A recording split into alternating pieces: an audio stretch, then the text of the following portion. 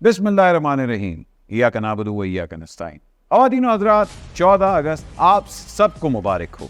पाकिस्तान जिंदाबाद। 1947 में ये खूबसूरत ख्वाब हकीकत बना। पाकिस्तान आज़ाद है, लेकिन क्या हम आज़ाद हैं? जीवे जीवे पाकिस्तान, लेकिन क्या आवाम जी रही है? हर लहजा मोमिन, लेकिन क्या मोमिन बचा है?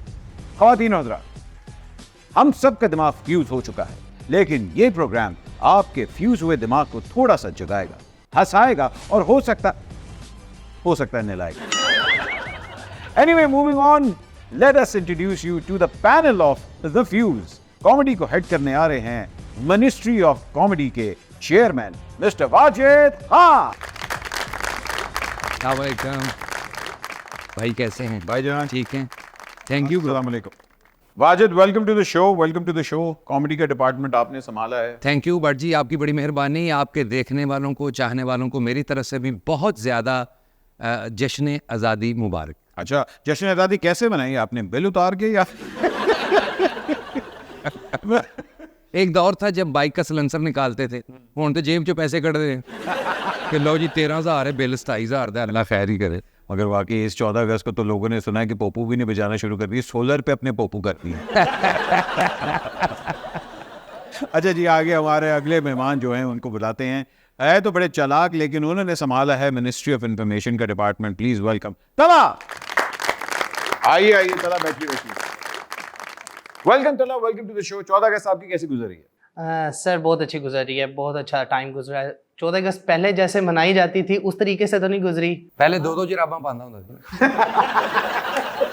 14 अगस्त से बहुत अच्छी गुजरी है, लेकिन जो हालात महंगाई के हो गए हैं उसके बाद 14 अगस्त कहना तो बस हुकूमत से ही सवाल। जितनी महंगाई है ना, अब वो अनवर मकसूद साहब की मनानी चाहिए पौने 14 अगस्त। हाय हाय हाय हाय। ख़वातीन व हज़रात, आज के प्रोग्राम का हॉट डिबेट वही है, वो सवाल जो हर पाकिस्तानी के दिमाग पे है।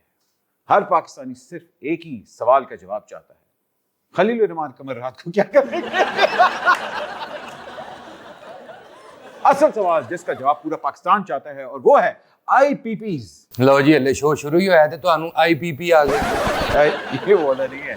IPPs क्या हैं, क्यों हैं, कब हैं, कहां हैं? थोड़े से आपको फैक्ट्स एंड फिगर्स बताते हैं। 1994 में पीपल्स पार्टी ने IPPs का आगाज किया। ख़वातीन व हज़रात, अब तकरीबन 100 IPPs पाकिस्तान में मौजूद है, लगभग, ठीक है जी, मोर और लेस, जिसके अंदर से फर्नेस ऑयल पे 15 चलते हैं, गैस में 14 नहीं 19 चलते हैं, वाटर और इलेक्ट्रिसिटी वाले पे 4 चलते हैं, कोल से जो बाहर से आता है उस पे 3 चलते हैं, थर कोल से जो चलता है उस पे 5 हैं, विकास से 8 है, सोलर एनर्जी पे जो चल रहे हैं वो 10 हैं, और विंड एनर्जी पे जो चल रहे हैं, हवा से जो हम लोग जनरेट कर रहे हैं, वो 36 है। और मजे की बात है, ये 36 ग्रेड पे है ही नहीं।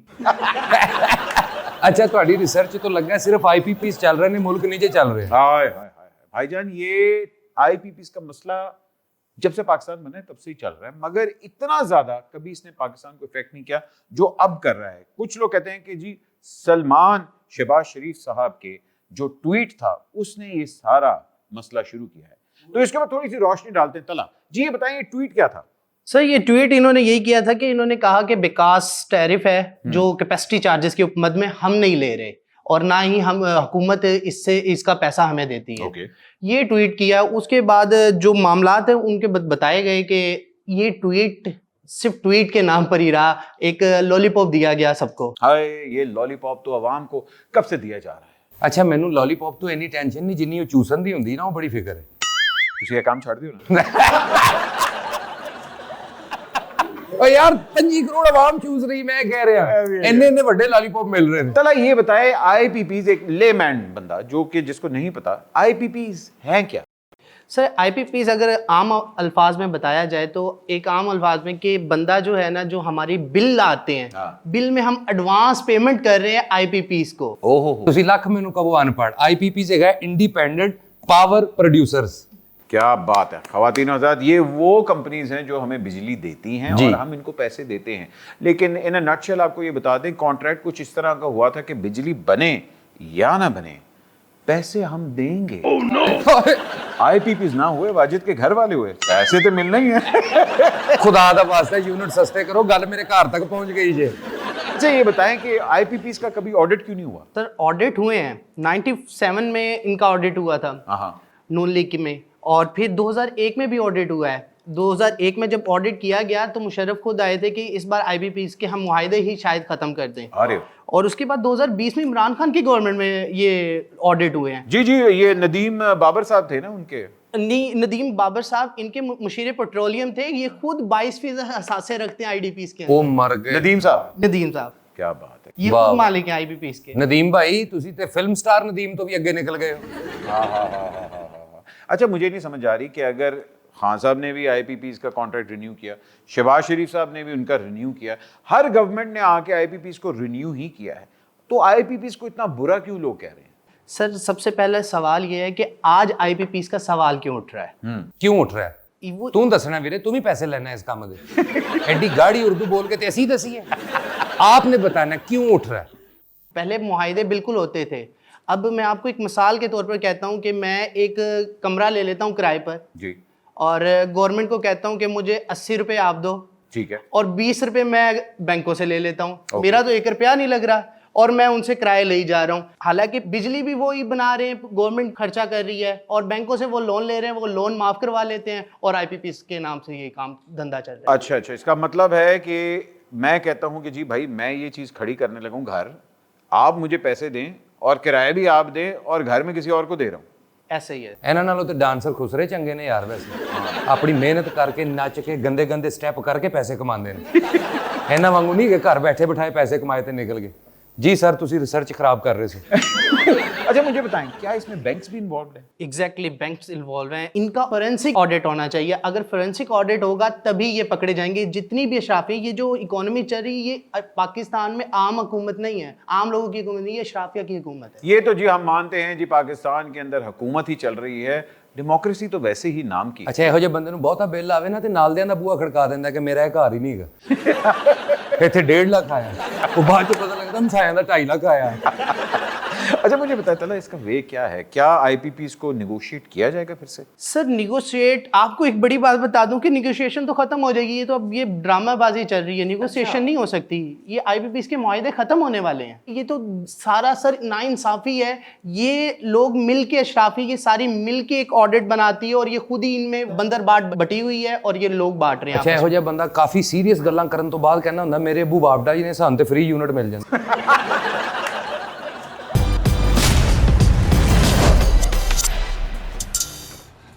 खादिन अगर पहले मेहमान को बुलाते हैं, क्योंकि पाकिस्तान के अंदर हर बंदा चौधरी बनना चाह रहा है, और आज के हमारे मेहमान भी चे और चौधरी। अब साहब ना पूरा लईदा, मेरा नाम चौधरी चेचक है। चेचक समझना हाँ यार, जी। चेना तो तेन पता गाला भी बनदियां बट ਉਹ ਤੇ ਤੁਹਾਨੂੰ ਸਾਰਾ ਪਿੰਡ ਕੱਢਦਾ। यार मुंह तो नहीं कटदा, पिछों कटदे ने, कोई गल नहीं। ਹਾਲਾਂ ਪਿੱਛੋਂ ਗਾਲ ਨਹੀਂ ਕੱਢੀ ਦੀ। चौधरी साहब कैसे हैं? 14 अगस्त कैसी जा रही है? बड़ी चंगी 14 अगस्त मनाई दी ही जी बचपन च। ਨਹੀਂ ਉਦੋਂ ਤੁਸੀਂ ਤੇ ਬੱਚੇ ਸੋ ਪਿੰਡ ਵਾਲੇ ਮਨਾਉਂਦੇ ਹੋਣਗੇ। पिंड वाले की मनाते होणगे यार? ਆਪੀ ਕਹਿੰਦੇ ਬਚਪਨ 'ਚ ਜਦੋਂ ਬੰਦਾ ਬੱਚਾ ਹੁੰਦਾ ਉਦੋਂ ਕੀ ਉਹਨੇ ਮਨਾਣੀ, ਪਿੰਡ ਵਾਲੇ ਮਨਾ ਮਨੂ ਜਾਂਦੇ ਹੋਣਗੇ।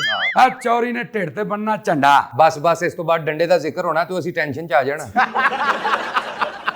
और रखिया तेनू सिर च मारन लई है, ਮਾਫੀ ਚਾਹਨਾ ਚਾਹੀ ਸਾਹਿਬ। चौरियां नू हिस्सा करना। उस तो बाद जाईदा ही बाबा जी सलंसर कट के 14 अगस्त मनानी। ਅੱਛਾ, ਸਲੈਂਸਰ ਤੁਹਾਡਾ ਕੱਢਦੇ ਸਨ ਪਿੰਡ ਵਾਲੇ? नहीं ये मोटरसाइकिल दा कटदे ही यार। ਅੱਛਾ, ਨਾਲ ਕਹੋ ਨਾ ਮੋਟਰਸਾਈਕਲ। मोटरसाइकिल दे सलंसर कटने पड़ जाई जा रहे हैं। शिमले वाली पनी होनी पग।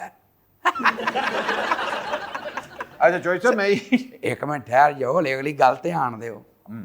है कि इत्थे किथे पहुंचे ही असीं? ਪਤਾ ਨਹੀਂ ਜੀ, ਅੱਗੋਂ ਛੱਪੜ ਆ ਗਿਆ, ਅਸੀਂ ਫਿਰ ਖਲੋਗੇ, ਤੁਸੀਂ ਮੱਝਾਂ ਦੇ ਨਾਲ ਹੀ ਹੋਗੇ। चौधरी साहब, मैं ये जानना चाह रहा हूँ कि आपका पूरा टब्बर जो है वो जागीरदार है, और आप लोगों ने आईपीपीस आपको कब लगी? छोटे ਹੁੰਦੀਆਂ ਲੱਗੀਆਂ ਸੀ, ਹੁਣ ਤੇ ਸਹੀ ਹੁੰਦੇ ਹੀ ਤੂੰ ਖਾਈਦਾ ਸਹੀ ਹੋ ਗਈ। ਤੁਹਾਡੀਆਂ ਆਈਪੀਪੀਸ ਤੇ ਪੂਰੇ ਪਿੰਡ 'ਚ ਖਾਨਾ ਖਰਾਬ ਕਰ ਦਿੰਦੀਆਂ ਹੋਣਗੀਆਂ। ਇਹਨੂੰ ਤੇ ਜਾਣ ਕੇ ਆਈਪੀਪੀਸ ਲਵਾਉਂਦੇ ਸੀ ਕਿ ਚਲੋ ਫਸਲਾਂ ਵਧਣਗੀਆਂ। और भाईजान, मैं आईपीपीस की बात कर रहा हूँ, जो आपके टब्बर ने एक पावर प्लांट लगाया हुआ है। ਉਹ ਪਾਣੀ ਵਾਲਾ ਪਲਾਂਟ ਲੱਗਾ, ਲੋਕੀ ਮੁਫਤ ਉਥੋਂ ਪਾਣੀ ਭਰਦੇ। ਦੱਸ ਤੇਰੀ ਬੇਬੇ ਲੈ ਕੇ ਨਹੀਂ ਜਾਂਦੀ ਉਥੋਂ? ਹਾਂਜੀ ਜੀ, ਹਾਂਜੀ, ਮੇਰੀ ਬੇਬੇ ਲੈ ਕੇ ਜਾਂਦੀ, ਮੇਰਾ ਅੱਬਾ ਰੈਗੂਲਰ ਗੁਸਲ ਇਹਨਾਂ ਨਾਲ ਹੀ ਕਰਦਾ ਹੈ ਜੀ। ਉੱਥੇ ਨਹਾਉਣ ਦਾ ਸਿਸਟਮ ਵੀ ਹੈ ਨਾ। ਐ ਅਗਲੀ ਗੱਲ ਨਾ ਪਹਿਲੇ ਕਰਿਆ ਕਰ। तला मुझे बताए, हमारे चौधरी साहब की तरह पाकिस्तान के कौन कौन से चौधरी हैं जिनके पास ये बड़े बड़े पावर प्लांट्स लगे हुए हैं? सर एक चौधरी हो तो बताएं आपको। एक अद्धा 10 है, अगों ਅਸੀਂ आप चुप कर जाएंगे। पहला नाम तो जहांगीर तरीन साहब का है। क्या बात है जी, जहांगीर तरीन साहब जी। तालियां कादियां एडी खुशी चढ़ी, करोड़पति हो ने, ਅਸੀਂ गरीब ही हैं जनाब। भाई इसलिए उनका नाम ले रहे हैं क्योंकि जहांगीर तरीन साहब ने बड़ा पावर प्लांट्स लगा के और बड़ी उन्होंने इन्वेस्टमेंट की है, शुगर मिल्स भी उनकी है, बड़ी चीजें हैं। दूसरा बड़ा प्लांट हमारे प्राइम मिनिस्टर के बेटे साहिब हैं, सलमान शहबाज शरीफ साहब का है। ओ का भी है जी, वेरी नाइस वेरी नाइस। और सर उसके ਮੁੰਡਾ ਬੋਲਦਾ ਤਾਂ ਲੱਗਦਾ ਭਰਜਾਈ ਬੋਲਣ ਡਈ। अच्छा जी, सलमान साहब ਦਾ ਵੀ ਹੈਗਾ। जी बिल्कुल। ਦੇਖ ਲਓ ਯਾਰ, ਵੈਸੇ ਅੱਲਾ ਹੀ ਹੈ ਨਾ, ਵਾਕਈ ਰਹਿਮਤ ਉਹਦੀ ਰਹਿਮਤ ਹੀ ਹੁੰਦੀ। ਕੱਲ ਤੱਕ ਕਿੰਨੀਆਂ ਸਖਤੀਆਂ ਸਨ ਉਹਨਾਂ ਤੇ, ਬਿਲਕੁਲ। ਅੱਜ ਫਿਰ ਦੇਖੋ ਮੁਲਕ ਦੇ ਵੱਡੇ ਬਿਜ਼ਨਸਮੈਨ ਹੋ ਰਹੇ। वेरी गुड जी, अल्लाह इस तरह का बिजनेसमैन सबको बनाए। आमीन जी। हाँ जी। सर तीसरा बड़ा प्लांट है मंशा ग्रुप का, आहा, मियां मंशा हसन मंशा साहब। हसन मंशा साहब का। जी जी, उनके पावर प्लांट चल रहे हैं। उसके बाद आते हैं हमारे जो मुशीर पेट्रोलियम रह चुके हैं, एक्स हैं, जो इमरान खान की गवर्नमेंट में काम कर चुके हैं, नदीम बाबर साहब। जिनका नाम अभी आपने लिया। वेरी नाइस जी, नदीम बाबर साहब भी हैं इसमें। एपी के कैसे पीछे रह सकता है सर। सैफुल्लाह ग्रुप है, सैफुल्लाह साहब हैं, उनकी मलकियत है, पावर प्लांट्स वहाँ पे उन्होंने लगा रखे हैं। ਹੈ ਗੱਲ। और ये चीजें सारी चल रही हैं। तो भाईजान मैं यही जानना चाहता चौधरी साहब कि इन इतने बड़े नामों में आपका भी नाम आता है कि आपने भी पावर प्लांट लगाया है। नहीं नहीं, इनके अब्बू का नाम आता है कि उन्होंने ये पावर प्लांट लगाया। तो ये पावर प्लांट बिजली तो बना नहीं रहा, फिर भी आप हुकूमत से पैसे ले रहे हैं, ਉਹ ਲੈਣੇ ਪੈਣੇ ਨੇ ਸਾਨੂੰ ਪੈਸੇ। क्यों? ਹਕੂਮਤ ਨੂੰ ਅਸੀਂ ਬਿਜਲੀ ਦਿੰਦੇ ਆ। यही तो मसला है कि आप हुकूमत को बिजली नहीं दे रहे। ਇਹ ਚੁੱਪ ਕਰ, ਅੰਡਰਗਰਾਉਂਡ ਗੱਲ ਆ। सलवार कमीज नाल अंडरग्राउंड नहीं पाईदा। ਸਾਲਿਆ ਤੂੰ ਮੂੰਹ ਤੇ ਪਾ ਕੇ ਫਿਰਨਾ, ਤੈਨੂੰ ਕੀ ਪ੍ਰੋਬਲਮ? अच्छा भाई, अंडरग्राउंड क्या मतलब? ਅੰਡਰਗਰਾਉਂਡ ਕੇ ਯਾਰ ਇਸ ਗੱਲ ਨੂੰ ਹਾਈਲਾਈਟ ਕਿਉਂ ਕਰ ਰਹੇ ਆ? ਵਿੱਚੋਂ ਤੈਨੂੰ ਵੀ ਪੈਸੇ ਦੇਾਂਗੇ। ਚੁੱਪ ਕਰ ਸੂ। भाईजान यही तो हम सवाल कर रहे हैं कि आपको पैसे मिल रहे हैं, बिजली हम तक नहीं पहुंच रही, तो मसला कहाँ आ रहा है? तला साहब जरा इस पे रोशनी और डालें। जेड़ा तुसी ऐलान कीता सी पिंड च कि जिस दिन बत्ती पूरी हो गई पावर प्लांट दी, चुधरानी आप नचेगी। मुझे बताएं इसका हल क्या? सर हल जिन्होंने निकालना है वो तो खुद 52% शेयर के होल्डर्स हैं। बेसिकली हुकूमत के अपने शेयर्स हैं इसके अंदर। एग्जैक्टली। ਓ ਇਹਦਾ ਮੱਥਾ ਮੈਂ ਚੁੰਮ ਤੇ ਲਵਾਂ, ਲੋਕਾਂ ਨੇ ਸਮਝਣਾ ਹਰੇ ਗਲਤ ਕੰਮ ਕਰਨ ਦੇ। ਸੋਹਣਾ ਮੁੰਡਾ, ਗੱਲ ਚੰਗੀ ਕਰਦਾ। ਉਹ ਕੋਈ ਗੱਲ ਨਹੀਂ, ਹਲੇ ਤੇ ਚੁਧਰਾਣੀ ਨੇ ਇਹਨੂੰ ਨਹੀਂ ਵੇਖਿਆ। तो इसका मतलब है आप कहना चाह रहे हैं कि हमारे पास होप नहीं है? उम्मीद बहुत है, लेकिन जिस तरीके से अब हमारे आर्मी चीफ्स ने भी कहा है कि हमने बिजली के मुआहदे को रीनिगोशिएट करना पड़ेगा, बिल्कुल। और हम देखना पड़ेगा कि आने वाले वक्त में अब जो नए मुआहदे होंगे उसको किस तरीके से लेके चलेंगे। इसका मतलब है कि अगर हम चाहें तो रीनिगोशिएट करके ये टैरिफ जो हैं ये कम हो सकते हैं। एग्जैक्टली हो सकते हैं, लेकिन इस बार हमने 19,000 अरब रुपए के टैरिफ दिए हैं। ਉਹ ਥੋੜੀ ਬਹੁਤ ਵਿੱਚ ਪੰਜਾਬੀ ਵੀ ਬੋਲ, ਤੂੰ ਤੇ ਇੰਜ ਪੜਿਆ ਲਿਖਿਆ ਹੋ ਗਿਆ ਜਿਵੇਂ ਚੌਧਰੀ ਦਾ ਜਵਾਈ ਹੈ ਤੂੰ। ਐ ਲੈਖ ਲੈਣ ਤੇਰੇ ਇਹੋ ਜਿਹਾ ਜਵਾਈ ਅਸੀਂ ਕਿਉਂ ਰੱਖਣਾ? ਆ ਕੀ ਨਾਂ ਤੇਰਾ ਮੁੰਡਿਆ? तलहा। ਹੋਲੀ, ਹੋਰ ਹੋਲੀ ਕੰਨ ਚ ਕਹਿ। भाई तला उसका नाम है, तला। ਤਲਾ जी। ਇਹ ਜਿਹੜੀਆਂ ਚੁਗਲਖੋਰੀਆਂ ਕਰ ਰਹੇ ਨਾ, ਤੂੰ ਸਹੀ ਨਹੀਂ ਕਰਨ ਡਿਆ ਹੈ। ਤੈਨੂੰ ਪਤਾ, ਤੈਨੂੰ ਮੁੰਡੇ ਪਵਾ ਕੇ ਹੀ ਚੁਕਵਾ ਦੇਾਂਗੇ ਇੱਥੋਂ। ओ नहीं नहीं। ਖੁਦਾ ਦਾ ਖੌਫ ਖਾਓ, ਕੈਮਰੇ ਲੱਗੇ ਜੇ ਚੌਈ ਸਾਹਿਬ। ਸੌਰੀ, ਇਹ ਕਿਹੜਾ ਸਾਡੇ ਵਾਲੀ ਲੱਗੇ? ਚੁੱਪ ਕਰ ਤੂੰ। ਉਹ ਨਹੀਂ, ਇਹੋ ਜੀ ਗੱਲ ਨਹੀਂ ਕਰੀਦੀ ਹੁੰਦੀ। अच्छा चौधरी साहब, मैं सुने तुसी गाना भी बड़ा अच्छा गाते हो। ਬੜਾ ਚੰਗਾ ਗਾਣਾ ਗਾਈਦਾ ਸੀ, ਪਿੰਡਾਂ 'ਚ ਗਾਈਦੇ ਸੀ। ਓਏ ਹੋਏ, ਚੌਧਰੀ ਗਾਂਦਾ ਸੀ, ਚੁਧਰਾਣੀ ਨੱਚਦੀ ਸੀ, ਇੰਨੇ ਨੇ ਪੈਸੇ ਇਕੱਠੇ ਹੋਣੇ। ਕਿਸੇ ਨੇ ਕਿਲੋ ਕਣਕ ਮੂੰਹ ਤੇ ਮਾਰਨੀ, ਕਿਸੇ ਨੇ ਉਥੋਂ ਖੀਰੇ ਜਿਹੜੇ ਨਹੀਂ ਹੁੰਦੇ, ਖੀਰੇ ਝੱਗ ਕੱਢਿਓ ਬਗੈਰ ਸੁੱਟ ਦੇਣੇ ਇਹਨਾਂ ਵਾ। ਤੈਨੂੰ ਬੜੀ ਇਨਫੋਰਮੇਸ਼ਨ ਹੈ। ਇਹ ਚੁਧਰਾਣੀ ਕਿ ਤੇਰੀ ਅੰਮੀ ਆਏ? ਤੈਨੂੰ ਇਹੀ ਜੰਮਿਆ ਹੈ? ਸੌਰੀ ਚੌਈ ਸਾਹਿਬ। हमारा अगला सेगमेंट है अवाम का सवाल। हमारे नुमाइंदे बाहर मौजूद हैं। रजी, क्या बाहर की सूरत हाल है? जी अस्सलाम वालेकुम। जी भट्ट साहब, आप खुद एसी वाले कमरे में बैठे हुए और मैं यहाँ धूप में मर रहा हूँ, और बहरहाल ये अवाम हमारे साथ हैं, तो आइए उनसे पूछते हैं कि उनकी क्या राय है। 300 यूनिट जो हुकूमत ने वादा किया था अवाम को देने के लिए, आज़ादी का महीना है, ये यूनिट इंजॉय कर रहे हैं आप? जो उन्होंने बातें की है पूरी करनी चाहिए। एक दफ़ा उन्होंने कह दिया कि हाँ जी हम करेंगे यूनिट, तो आवाम को फ़ायदा देना चाहिए ताकि फिर आवाम भी उनके लिए पॉजिटिव सोच रखे। यूनिट ना मिलने पे मज़ा आ रहा है आपको आज़ादी के महीने में? प्यारे भाई, आज़ादी तो तभी मिलेगी जब हमें सुकून होगा, ठीक है ना। ਓਏ ਇਹ ਮੁੰਡੇ ਨੂੰ ਤੇ ਮੈਂ ਜਾਣਨਾ ਹੈ। ਇਹਦੇ ਉਹੀ ਮੁੰਡਾ ਨਹੀਂ ਜਿਹਨੇ ਮੇਰੇ ਪੈਸੇ ਦੇਣੇ ਆ। ਉਹ ਕੋਈ ਗੱਲ ਨਹੀਂ ਚੌਈ ਸਾਹਿਬ, ਜਿਹੜਾ ਇੰਟਰਵਿਊ ਕਰ ਰਿਹਾ ਉਹਨੇ ਮੇਰੇ ਦੇਣੇ ਨੇ। आज़ादी का महीना है, तानू यूनिट मिले ने, यूनिट इंजॉय कर रहे हो? ਅਸੀਂ ਕੀ ਆਖ ਸਕਦੇ ਤੁਸੀਂ ਉਹਨਾਂ ਕੋ ਮੰਗੇ ਵੀ ਨਹੀਂ? ਕਿਵੇਂ ਮੰਗ ਸਕਦੇ ਆ ਸਾਨੂੰ ਮੰਗ ਹੀ ਨਹੀਂ ਸਕਦੇ ਅੱਛਾ ਜੀ, ਕੁਝ ਕਹਿਣਾ ਚਾਹੁੰਦੇ ਹੋ? ਕੀ ਕਹਿਣਾ ਜੀ ਗਰੀਬ ਆਦਮੀ ਨੇ ਕੀ ਕਹਿਣਾ ਗਰੀਬ ਆਦਮੀ ਕੁਝ ਕਹਿ ਸਕਦਾ ਕੋਈ ਕਿਸੇ ਨੂੰ ਦਰਖਾਸਤ ਕਰਨਾ ਚਾਹੁੰਦੇ ਹੋ? ਦਰਖਾਸਤ ਕਰਾਂਗੇ ਤਾਂ ਫਿਰ ਕਿਹੜਾ ਪੂਰੀ ਹੋਵੇ ये हमारी आवाम है जो पिस चुकी हुई है। चौधरी साहब, इनका दर्द महसूस कर रहे हैं आप? ਆ ਬੜੀ ਮਸਕੀਨ ਬਿੱਲੀ ਵਰਗੀ ਸ਼ਕਲ ਹੀ ਇਹਦੀ। ਤੁਸੀਂ ਦੇਖੋ ਗੁਰਬਤ ਕਿੰਨੀ ਵੱਧ ਗਈ ਏ ਕਿ ਔਲਾਦ ਚੌਧਰੀ ਬਣ ਗਈ ਤੇ ਪਿਓ ਨੇ ਕੇਲਿਆਂ ਦੀ ਰੇੜੀ ਲਾਈ। ਹਕੂਮਤ ਨੇ 300 ਯੂਨਿਟ ਦਾ ਐਲਾਨ ਕੀਤਾ ਹੈ ਤੇ ਦੇ ਨਹੀਂ ਰਹੀ ਆਵਾਮ ਨੂੰ। ਆਜ਼ਾਦੀ ਦਾ ਮਹੀਨਾ ਹੈ ਤੇ 300 ਯੂਨਿਟ ਇੰਜੋਏ ਕਰ ਰਹੇ ਹੋ? ਕੋਈ ਚੀਜ਼ ਨਹੀਂ ਦੇ ਰਿਹਾ ਸਾਰੇ ਚੋਰ ਨੇ, ਕਿੰਨੇ ਵੀ ਆਂਦੇ ਸਾਰੇ ਚੋਰ ਹੈ ਨੇ। 35 ਤੋਂ 4000 ਆਉਂਦੇ ਆ ਬਿੱਲ ਹਕੀਕਤ 1000 12 9000 ਬੰਦਾ ਹੈ, ਸਾਰੇ ਚੋਰ ਨੇ। ਆ ਚੀਨੀ ਕਿਉਂ ਨਹੀਂ ਸਸਤੀ ਹੋਈ? ਉਹਨਾਂ ਨੇ ਕਿਹੜੀ ਕਣਕ ਸਸਤੀ ਕਰ ਦਿੱਤੀ, ਗਰੀਬ ਹੀ ਮਰਿਆ। ਕੌਣ ਮਰਿਆ? 506 यूनिट ने 37,000 रुपये बिल आ रहे हैं। जी तो भट्ट जी, आपने सुना है कि आवाम बहुत गुस्से में है।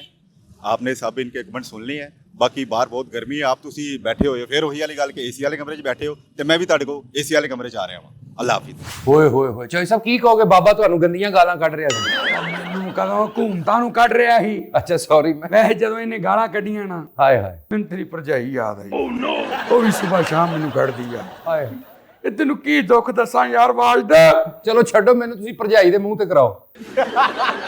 ਮੈਂ ਸਮਝਾਵਾਂ ਕਿ ਚੁਦਰਾਣੀ ਹੈ, ਇੱਜ਼ਤ ਕਰ, ਚੌਧਰੀ ਦਾ ਮੁਕਾਮ ਹੈ। ਇਹ ਸਮਝਾਉਣ ਤੋਂ ਬਾਅਦ ਚੁਪਾਵਾਂ। इस सेगमेंट का मकसद सिर्फ ये है कि अवाम अपने हुक्मरानों से सवाल करे, उन चीजों पर सवाल करे कि जो उनका हक बनता है। और आपके सामने हमारी अवाम बेहाल हुई हुई है। सर, आपको क्या लगता है हमारी अवाम को रिलीफ मिलने वाला है? अभी 6 रुपए उन्होंने पेट्रोल कम किया है, लेकिन उसके साथ साथ पहले 10 रुपए बढ़ाया भी था जी। तो आपको क्या लगता है रिलीफ मिलने वाला है? सर रिलीफ नहीं मिलेगा हाय। जो हालात है। ਇਹ ਨਾ ਹਕੂਮਤਾਂ ਨੇ ਬਣਾਇਆ ਸਾਰਾ। ਓਹੋ ਚੌਧਰੀ ਸਾਹਿਬ ਖੁਦਾ ਦਾ ਵਾਸਤਾ ਜੀ। ਯਾਰ ਲਗਾਇਆ ਮੈਨੂੰ, ਉਹਨੇ ਕੱਢੀਆਂ ਸੁਣ ਲੀਆਂ, ਮੇਰੀ ਵੀ ਸੁਣੋਗਾ। जी आप बात कर रहे हैं। वो इसलिए नहीं मिलेगा जो हमारे साथ IMF के जो मुआहदे हुए हुए हैं, उन्होंने क्लियर कट आपको बताया हुआ है कि किस चीज़ में हमने क्या टैक्सेशन करनी है। ਹਰ ਗੱਲ ਤੇ ਟੈਕਸ ਜੇ ਭੱਟ ਸਾਹਿਬ ਐਲਆਰਈ ਏਡੇ ਨਹੀਂ ਪੀਲੀ ਕੰਧ ਹੁੰਦੀ, ਅੰਦਰ ਜਾਂਦਾ ਬੰਦਾ ਰਿਲੈਕਸ ਹੋ ਕੇ ਆਂਦਾ, ਉੱਥੇ ਬਾਹਰ ਨਿਕਲਿਆ ਉਹਨੇ ਮੇਰੇ ਕੋਲ 30 ਰੁਪਏ ਮੰਗ ਲਏ। ਮੈਂ ਕਿਹਾ ਯਾਰ 20 ਰੁਪਏ ਬਾਹਰ ਲੈ ਕੇ, ਕਹਿੰਦਾ 10 ਰੁਪਏ ਟੈਕਸ ਹੈ ਭਾਜੀ। ਹਾਲਾਂਕਿ ਉਹਦਾ ਟੈਕਸ ਤੇ ਬਣਦਾ ਹੀ ਨਹੀਂ। क्यों? ਕਿਉਂਕਿ ਬੜੇ ਦੇ ਬੱਚੇ ਆ। खातिनों तक के सेगमेंट चलते मैं आपको सिर्फ एक बात कहना चाहूंगा कि थोड़ी सी शर्म करें, क्योंकि आप लोगों की वजह से हमारी आवाम जो है वो वाकई ही पिस चुकी है। आज 14 अगस्त पे आपको बुलाने का मकसद ये था कि हमारी आवाम कहाँ पहुंची है, क्या वादा था और कहाँ हम आ खड़े हुए हैं। IMF तो एक अगला जिन है, अगले शो के ऊपर उस पर भी बात करेंगे। साथ हमारे अगले सेगमेंट की तरफ बढ़ते हैं। ये सेगमेंट आज तक पाकिस्तान की हिस्ट्री में नहीं हुआ। इस सेगमेंट का नाम है पॉलिटिशियन ऑफ द वीक।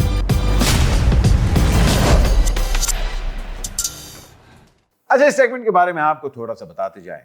हम लोग एक्टर्स को तो रेट करते हैं, ड्रामास को भी रेट करते हैं, स्पोर्ट्समैन को भी रेट करते हैं, लेकिन पहली दफा हम पॉलिटिशियंस को रेट करने वाले हैं, और वो भी उनके बयानात के ऊपर। हर हफ्ते हम उनके बयान गैदर करेंगे और उन्हीं बयान के ऊपर हम उनको रेटिंग्स दिया करेंगे। आइए चल के देखते हैं आज के पॉलिटिशियंस ऑफ द वीक और कौन जीतेगा।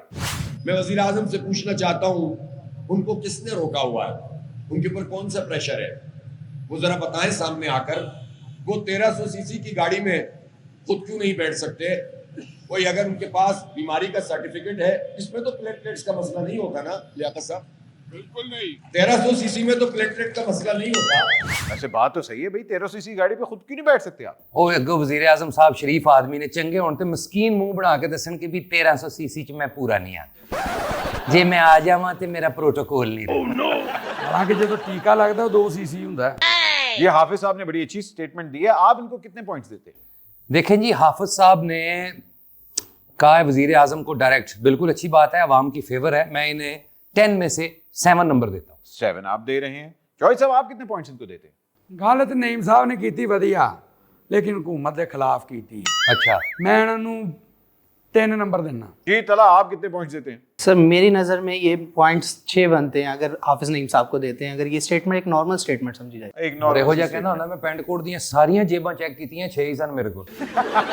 अच्छा नहीं, मैं इस स्टेटमेंट को 4 देता हूँ क्योंकि मेरे लिए भी ये बड़ी नॉर्मल सी स्टेटमेंट है। उन्होंने कोई इतनी दबंग बात नहीं की, तो 4 देते हैं। तो आगे चलते हैं, अगला बयान क्या है?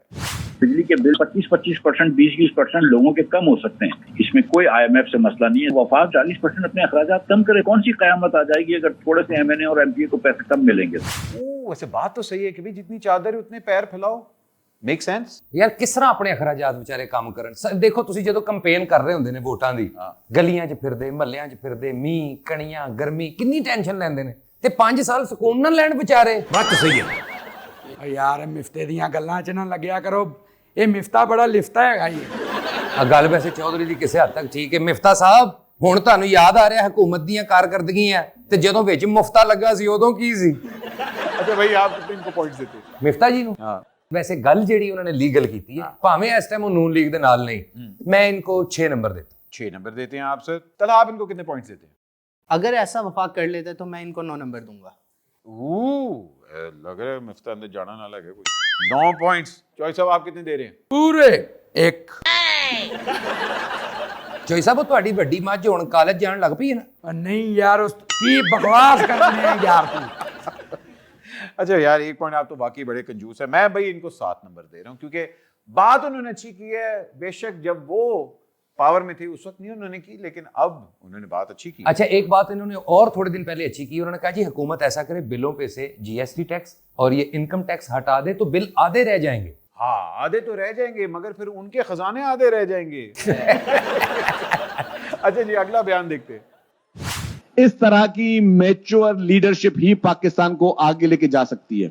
और मेरी अपनी भी फीलिंग ये है कि आज भी जो क्राइसिस है उसमें से भी अगर कोई निकाल सकता है तो मोहतरम आसिफ अली जरदारी साहब ही पाकिस्तान को इन क्राइसिस से इंशाअल्लाह ताला निकालेंगे और सबको जोड़ेंगे आपस में। हाय हाय वाकई जी वही कट सकते हैं क्योंकि लियाए भी इत्थे तक कोई ने। बात तो सही है।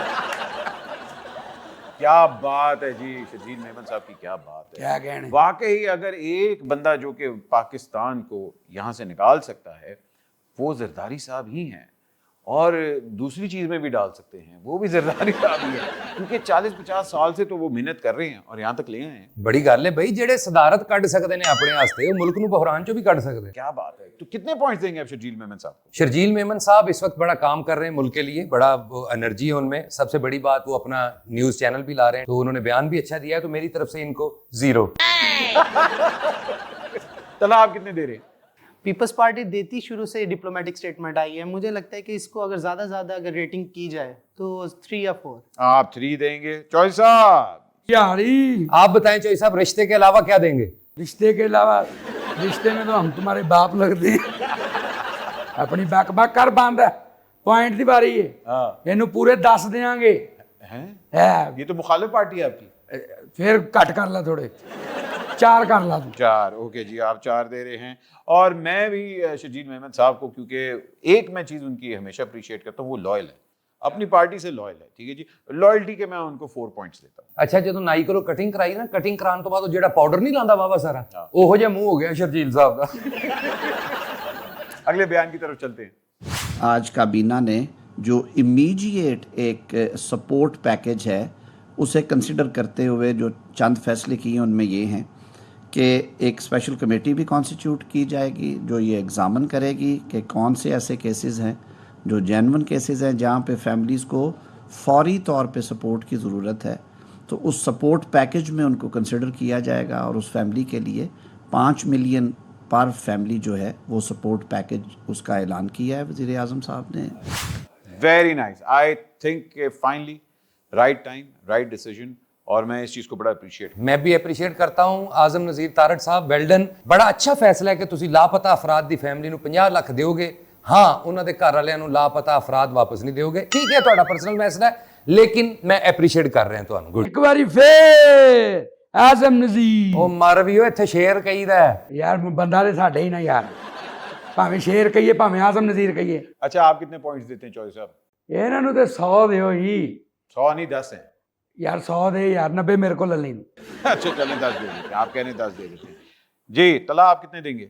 अच्छा फैसला लिया है गवर्नमेंट ने, ये सोचा है कि बलूचिस्तान हुकूमत जो भी लापता अफराद जहाँ जहाँ पे भी हुए हैं उनको पैसे दे रहे हैं, तो मेरे हिसाब से ये 9 नंबर बनते हैं। 9 नंबर आप दे रहे हैं और वाजिद आप कितने दे रहे हैं? हाँ जी बिल्कुल ठीक बात साहब, मैं भाईजान की बात को ही बढ़ाऊंगा। वाकई जिस फैमिली का घर का एक फर्द जो कमाने वाला है, जो घर का सरबराह है, वो ही अगर गायब है तो फैमिली कितने क्राइसिस में और कितनी टेंशन में। तो बिल्कुल आपने ये ठीक और अच्छा फैसला किया। इन फैमिलीज को हैंडल करें और इनको रिस्पेक्ट दें, इन्हों का खर्चा चले, इन्हों की जिंदगी अगे बढ़े। मैं इनको 9 नंबर देता हूँ। वेरी गुड जी, और मैं भी इनको 8 नंबर देता हूँ क्योंकि I think right decision at the right time. मगर ऐसी चीजें इन द फर्स्ट प्लेस होनी ही नहीं चाहिए थी, लेकिन देर आए दुरुस्त आए, इसलिए मैं इनको 8 मार्क्स देता हूं। खादिन हज़रात, वक्त होता है कि मालूम करें पॉलिटिशियन ऑफ द वीक का अवार्ड किसको मिलता है। सबसे पहले हाफिज साहब जिन्होंने एक्वायर किए 20 पॉइंट्स। मिफ्ता इस्माइल, वेरी इस्माइल, लिए 23 पॉइंट्स। जदील मेमन साहब 11 points. Ladies and gentlemen, and last but certainly not the least, acquiring 36 points, the politician of the week goes to Azam Nazeem Tariq. बहुत खूब जी, बहुत खूब। देखते हैं अगले हफ्ते पॉलिटिशियन ऑफ द वीक किसको मिलता है। और अब वक्त होता है स्पोर्ट्स की दुनिया।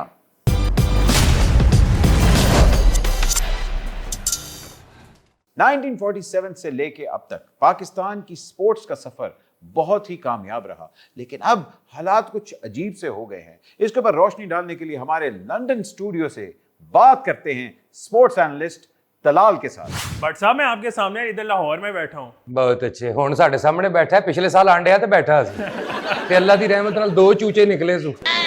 तलाल, मुझे ये बताइए कि एक वक्त था कि पाकिस्तान में खेल होते थे, अब सिर्फ मेल रह गए हैं जो सिर्फ तनख्वाहें ले रहे हैं। क्या हिस्ट्री है? हॉकी की बात करते हैं। बिल्कुल बट साहब, 1947 में पाकिस्तान बनने के बाद 1948 की जो लंदन ओलंपिक्स थी उसमें हॉकी की अच्छी कारकर्दगी थी, 4थी पोजीशन थी। 1952 हेलसिंकी ओलंपिक्स 4थी पोजीशन। 1956 मेलबर्न ओलंपिक्स पाकिस्तान ने सिल्वर मेडल जीता। 1960 रोम ओलंपिक्स पाकिस्तान ने गोल्ड मेडल जीता। 1964 टोक्यो ओलंपिक्स पाकिस्तान ने सिल्वर मेडल जीता। ओ भाई विच साह भी लै, खुदा दा वास्ता। इहो जिहा बंदा सारियां खबरां पढ़ के कहंदा हुंदा ग्लूकोस लवा दे उठा दे। और तुसी खबरां चेक करो, 1948 में ये हुआ, 1960 में ये हुआ, 1957 में ये हुआ। पूछो तरीक पैदाइश की है, कहना 82 92। फिर 1968 पाकिस्तान ने मैक्सिको ओलंपिक्स में गोल्ड मेडल जीता। 1972 Munich Olympics silver medal. 1976 Montreal Olympics bronze medal. 1980 Pakistan Moscow में खेला नहीं। 1984 Los Angeles gold medal. 1988 Seoul में 5वीं पोजीशन। समझ आ गई हमें। अब हम ये समझना चाह रहे हैं कि अब हॉकी का स्टेट क्या है। इहो जिहा बंदा सुते पे भी कह रहा हुंदा 1975 में जब पाकिस्तान जीता तू मोटर बंद कर रहे। अब फिलहाल भट्ट साहब ये पोजीशन है कि पिछले 3 ओलंपिक्स पाकिस्तान खेला ही नहीं। 2016 रियो ओलंपिक्स क्वालिफाई नहीं किया। 2020 टोक्यो ओलंपिक्स क्वालिफाई नहीं किया। अब पेरिस ओलंपिक्स क्वालिफाई नहीं किया। तो एक वक्त होता था रेडियो पे लोग सुना करते थे मैचेस को, एक खिलाड़ियों के हॉकी प्लेयर्स के नाम पता होते थे, पोजीशन पता होती थी। अब वाजिद भाई से पूछें पाकिस्तान का हॉकी का कैप्टन कौन है, बताएं वाजिद भाई। कैप्टन इको ही सी, आजकल ਉਹਦੇ ਤੇ सख्ती बड़ी है ਤੇ बहरहाल कैप्टन साडा हैगा बाबर आजम। नहीं, वो क्रिकेट का कैप्टन है। हॉकी का कैप्टन जो है अमाद भट्ट है, लेकिन वो बेचारा यही रो रहा होता है कि मेरा किसी को नाम भी नहीं पता। क्रिकेटर जो है हर कोई जो है उनके साथ लोग आके सेल्फियां बनवा रहे हैं। तो हॉकी को थोड़ी सी इज्जत देनी पड़ेगी, हमारा कौमी खेल है, वरना फिर उसका भी हाल वही होगा कि फिर एंड में जिस तरह स्क्वॉश में हुआ कि एक वक्त में हमारा राज था। 1951 हाशिम खान जीते। 1952 हाशिम खान जीते। 1953 हाशिम खान जीते। 1954 हाशिम खान जीते। 1955 हाशिम खान जीते। भाईजान आ गई समझ हाशिम खान की। अब मुझे मगर आप बात सही करें, स्क्वॉश के अंदर हमारे पास लेजेंड्स थे और स्क्वॉश वाहिद एक ऐसी स्पोर्ट है जो हम लोगों ने ऑलमोस्ट 20 साल डोमिनेट किया है और अब उसके बाद अब स्क्वॉश का नामो निशान भी नहीं है हमारे पास। बिल्कुल भट्ट साहब, देखें कि जहांगीर खान जो है 1982 83 84 85 86 87 88 89 90 91 मैं क्या किड्डा मुकदरा वाला एक बारी कचरा नहीं आ रहा होंदा ना 95 96 पटाख 97 98 कड़ाक 99 पूरा सही बोल रहे हैं। तो लगातार 16 साल हमने ब्रिटिश ओपन जीता और उसके बाद अब जो है पिछले 28 साल से एक भी स्क्वॉश का टाइटल पाकिस्तान नहीं आया। अब फिर वही मैं पूछूंगा वाजिद भाई, आप कौन है पाकिस्तान स्क्वॉश नंबर 1? नाम पता है आपको? अहमद भट्ट। अच्छा, मैं कह इन्नी स्पोर्ट्स दी इंफॉर्मेशन है कि घर च भी स्पोर्ट्स ही है जिंदगी। सुबह सुबह वाइफ नु कह रहा था बेगम बात सुनो, 2 स्लाइस और एक मुझे ना हाफ फ्राई क्रिकेट वाला गेंद दे दो। वैसे आप लोग क्रिकेट की तरफ जाएं कि ना जाएं?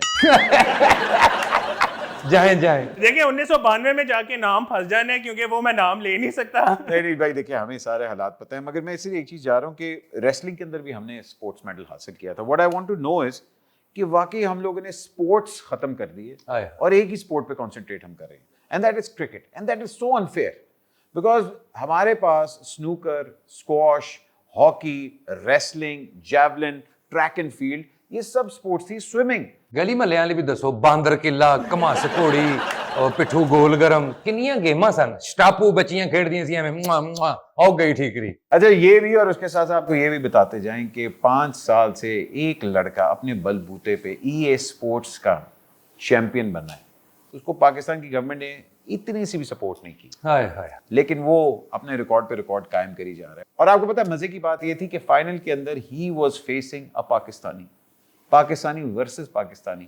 ये हम अपनी पोटेंशियल को गेज करते हैं कि गवर्नमेंट वाकई उन प्लेयर्स को सिर्फ गेज करती है जो सिर्फ क्रिकेटर्स होते हैं, उसके अलावा हमने किसी भी स्पोर्ट्स को हाथ डालना छोड़ दिया है।